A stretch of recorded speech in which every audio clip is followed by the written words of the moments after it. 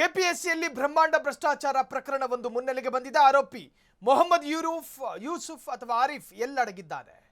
Veterinary doctors ಪರೀಕ್ಷೆಯಲ್ಲಿ ನಡೆದಿದ್ದ ಭಾರೀ ಅಕ್ರಮ. ಕೆಪಿಎಸ್ಸಿಯಲ್ಲಿ ಬ್ರಹ್ಮಾಂಡ ಭ್ರಷ್ಟಾಚಾರ ಪ್ರಕರಣ. ಮೊಹಮ್ಮದ್ ಆರಿಫ್ ಎಲ್ಲಿ ಅಡಗಿದ್ದಾನೆ? ವೆಟರ್ನರಿ ಡಾಕ್ಟರ್ಸ್ ಪರೀಕ್ಷೆಯಲ್ಲಿ ನಡೆದಿದ್ದ ಭಾರೀ ಗೋಲ್ಮಾಲ್. ಸಾಕ್ಷಿ ಸಮೇತ ಸಿಕ್ಕಿಬಿದ್ದರೂ ಅರೆಸ್ಟ್ ಯಾಕಿಲ್ಲ? ಒಂದೊಂದು ಹುದ್ದೆಯು 80 ಲಕ್ಷಕ್ಕೆ ಸೇಲ್ ಆಗಿತ್ತು. ಪೊಲೀಸ್ ಇಲಾಖೆ ಕೈ ಕಟ್ಟಿ ಕುಳಿತಿರೋದು ಯಾಕೆ? ಎಫ್ಐಆರ್ ಆದ್ರೆ ಸಾಕ, ಆರಿಫ್ ಅರೆಸ್ಟ್ ಯಾಕಿಲ್ಲ? ಕೆಪಿಎಸ್ಸಿ ಅಕ್ರಮದಲ್ಲಿ ಭಾಗಿಯಾದವರಿಗೆ ಶಿಕ್ಷೆ ಯಾವಾಗ? ಕೆಪಿಎಸ್ಸಿಯಲ್ಲಿ ಬ್ರಹ್ಮಾಂಡ ಭ್ರಷ್ಟಾಚಾರ ಸಾಕ್ಷಿ ಸಮೇತ ತಗಲಾಕೊಂಡ್ರು ಆರಿಫ್ ಈವರೆಗೂ ರಕ್ಷಣೆಯಲ್ಲಿ ಇದಾನ ಅನ್ನುವ ಪ್ರಶ್ನೆಗಳು ಕಾಡ್ತಾ ಇದ್ದಾವೆ. ಸಾಕ್ಷಿ ಬೇಕು, ದಾಖಲೆ ಬೇಕು ಅನ್ನುತ್ತೆ. ಸಾಕ್ಷಿನೂ ಇದೆ, ದಾಖಲೆನೂ ಇದೆ. ಅರೆಸ್ಟ್ ಯಾವಾಗ ಅನ್ನೋ ಸೊಸೈಟಿಯ ಪ್ರಶ್ನೆ ಸಮಾಜ ಕೇಳ್ತಾ ಇದೆ. ಕಾನೂನಿಗೇನು ಬೇಕು? ಸಾಕ್ಷಿ ಬೇಕು. ತಪ್ಪು ಆಗಿದೆ ಎನ್ನುವುದಕ್ಕೆ ಖಾತರಿಪಡಿಸುವ ಒಂದಷ್ಟು ಪೇಪರ್ ಡಾಕ್ಯುಮೆಂಟ್, ಸಂಬಂಧಪಟ್ಟ ಡಿಜಿಟಲ್ ಎವಿಡೆನ್ಸ್ ಅಥವಾ ಬೇರೆ ಇನ್ನಿತರ ಸಾಕ್ಷ್ಯಗಳು ಎಲ್ಲವೂ ಲಭ್ಯವಿದೆಯಾ ಅಂತ ಕೇಳಿದ್ರೆ ಬಹುಭಾಗ ಅಥವಾ ಬಹುಪಾಲು ಸಾಕ್ಷ್ಯಗಳು ಲಭ್ಯವಿದ್ದಾವೆ. ಎಫ್ಐಆರ್ ಆಗಿದೆಯಾ? ಆಗಿದೆ. ಎಫ್ಐಆರ್ ಆದ ನಂತರದ ಪ್ರಾಸೆಸ್ಗಳಾಗಿದೆಯಾ? ಆಗಿಲ್ಲ. ಎಫ್ಐಆರ್ ಆಗಿದೆ. ಎಫ್ಐಆರ್ ಆದ ನಂತರ ಸಂಬಂಧಪಟ್ಟ ಅಕ್ಯೂಸ್ಡ್ ಆರೋಪಿಯನ್ನ ಕರೆಸಿ ಒಂದು ಪ್ರಾಥಮಿಕ ಎನ್ಕ್ವೈರಿ ವಿಚಾರಣೆ ನಡೆದಿಲ್ಲ. ಪೊಲೀಸರಿಗೆ ಸಮಯ ಇಲ್ವೋ, ಆರಿಫಿಗೆ ಹೋಗೋದಕ್ಕೆ ಮನಸ್ಸಿಲ್ವೋ ಗೊತ್ತಿಲ್ಲ.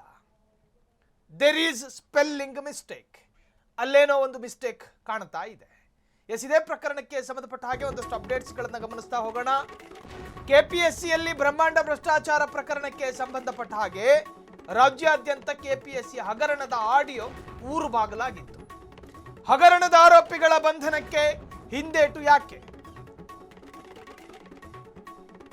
ಸಾಕ್ಷಿ ಸಮೇತ ಸಿಕ್ಕಿಬಿದ್ದರೂ ಬಂಧನಕ್ಕೆ ಮೀನಾಮೇಷ. ದಲ್ಲಾಳಿ ಆರಿಫ್ ಹಿಂದೆ ಯಾರಿದ್ದಾರೆ?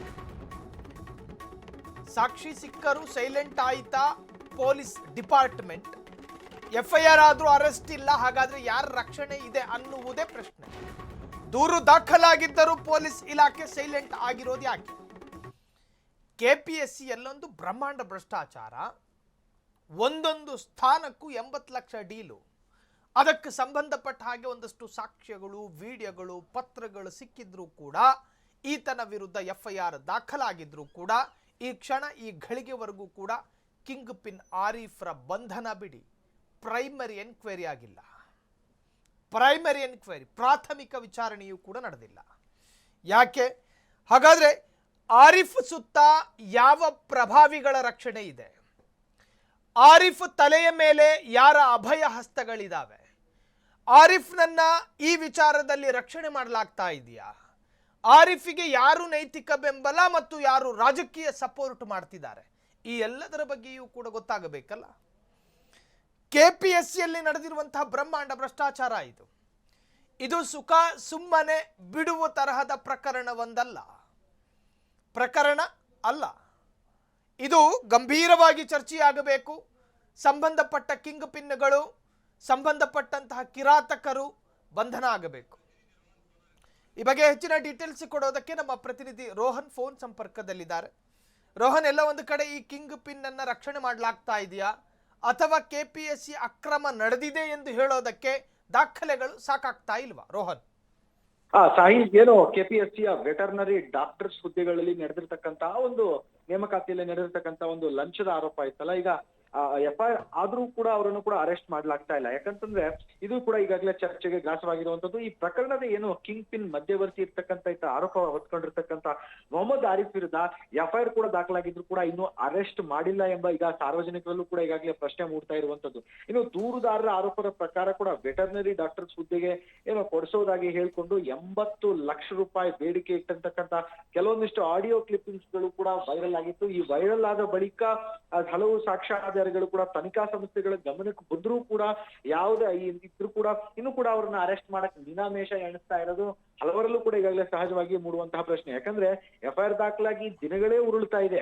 ಆರೋಪಿಯನ್ನ ಬಂಧನಕ್ಕೆ ಯಾಕೆ ಇವ್ರು ಮಾಡ್ತಾ ಇಲ್ಲ ಎಂಬ ಪ್ರಶ್ನೆ ಈಗ ಹಲವು ಸಾರ್ವಜನಿಕ ವಲಯದಲ್ಲಿ ಕೂಡ ಕೇಳಿ ಬರ್ತದೆ. ಯಾಕಂದ್ರೆ ತನಿಖೆ ಯಾವ ಹಂತದಲ್ಲಿದೆ, ಆರೋಪಿಯ ಪತ್ತೆಗೆ ಪೊಲೀಸರು ಯಾವ ಕ್ರಮ ಕೈಗೊಂಡಿದ್ದಾರೆ ಅನ್ನುವಂತಹ ಸಾಲು ಪ್ರಶ್ನೆ ಈಗಾಗಲೇ ಮೂಡ್ತಾ ಇದೆ. ಇನ್ನು ರಾಜ್ಯಾದ್ಯಂತ ವೈರಲ್ ಆಗಿರ್ತಕ್ಕಂಥ ಆ ಒಂದು ಆಡಿಯೋ ಕ್ಲಿಪ್ಪಿಂಗ್ ಬಗ್ಗೆ ಸಮಗ್ರ ಒಂದು ಇನ್ವೆಸ್ಟಿಗೇಷನ್ ನಡೆಸಿ ಕೆಲವೊಂದಿಷ್ಟು ನಿಜಾಂಶಗಳನ್ನ ಈಗ ಹೊರತರಬಹುದು, ಅಗತ್ಯಕ್ಕೆ ಈಗ ಒತ್ತಾಯ ಕೇಳಿ ಬರ್ತಾ ಇದೆ. ಇಂತಹ ಹೊತ್ತಿನಲ್ಲಿ ಪ್ರಕರಣದಲ್ಲಿ ಭಾಗಿಯಾದಂತವ್ರನ್ನ ಕಾನೂನು ಕ್ರಮಕ್ಕೆ ಒಳಪಡಿಸೋದು ಯಾವಾಗ, ಆದ್ರೆ FIR ದಾಖಲಾದ್ರೂ ಕೂಡ ತಪ್ಪಿತಸ್ಥರಿಗೆ ಯಾವಾಗ ಶಿಕ್ಷೆ ಅನ್ನುವಂತ ಪ್ರಶ್ನೆ ಸಹಜವಾಗಿ ಮೂಡುತ್ತೆ. ಇನ್ನು ಈಗ ಒಟ್ಟಾರೆ ಈ ಒಂದು KPSC ಒಳ್ಳೆಯಲ್ಲಿ ನಡೆದಿರ್ತಕ್ಕಂಥ ನೇಮಕಾತಿ ಅಕ್ರಮದ ಆರೋಪದ ಕುರಿತು ಸಮಗ್ರ ತನಿಖೆ ಯಾವ ವೇಗದಲ್ಲಿ ಸಾಗುತ್ತೆ ಅಥವಾ ಆರೋಪಿ ಬಂಧನ ಯಾವ ಕ್ರಮ ಯಾವಾಗ ಅನ್ನುವಂತ ಪ್ರಶ್ನೆ ಸದ್ಯಕ್ಕೆ ಇರುವಂತದ್ದು. ಈ ಪ್ರಕರಣ ಸತ್ಯತೆಗೆ ಯಾವ ಹೊರಬರಲಿದೆ ಎಂಬ ಪ್ರಶ್ನೆ ಈಗ ಉತ್ತರಕ್ಕಾಗಿ ರಾಜ್ಯದ ಜನರ ಜೊತೆ ಎಲ್ಲರೂ ಕೂಡ ಈಗಾಗಲೇ ಕಾಯ್ತಾ ಇದ್ದಾರೆ ಅಂತಾನೆ ಹೇಳ್ಬೋದು. ಸಾಹಿಲ್, ರೋಹನ್, ಥ್ಯಾಂಕ್ ಯು ತಮ್ಮೆಲ್ಲ ಡೀಟೇಲ್ಸ್ಗೆ.